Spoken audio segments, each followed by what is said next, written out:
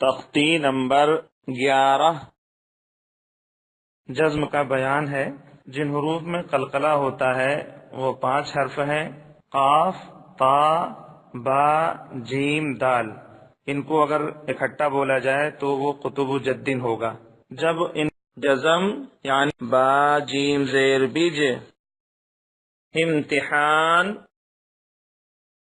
تختی نمبر 12 تختی نمبر 13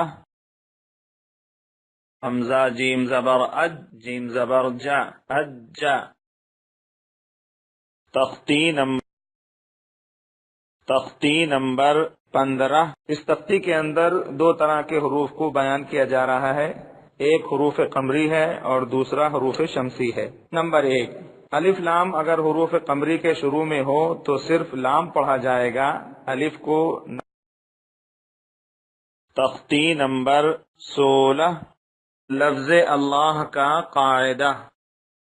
اس تختی کے اندر لفظ اللہ کا قاعدہ بیان۔ لفظ تختی نمبر اعوذ باللہ من الشیطان الرجیم۔ تختی نمبر 18 تختی نمبر 21 حروف مقطعات الف لام میم۔ تختی نمبر 22 میم ساکن کے قاعدے۔ اس تختی کے اندر میم ساکن کے قاعدے اظہار تختی نمبر اقلاب تختی رسم علام تختی اجرا۔ سوال جواب۔ اخفاء شفوی کا کیا قاعدہ ہے؟ میم ساکن کے بعد با آ جائے تو میم ساکن میں اخفاء شفوی ہوگا، یعنی غنہ کریں گے۔ تختی نمبر 27 کلمات اسلام۔ لا الہ الا اللہ محمد رسول اللہ۔ ترجمہ: اللہ کے سوا کوئی عبادت کے لائق نہیں، محمد اشہد ان محمد رسول اللہ۔ سوال جواب۔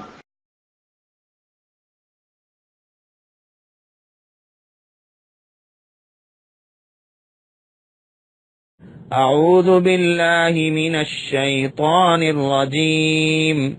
تعوذ۔ کھانا کھانے کے بعد یہ دعا پڑھے: الحمدللہ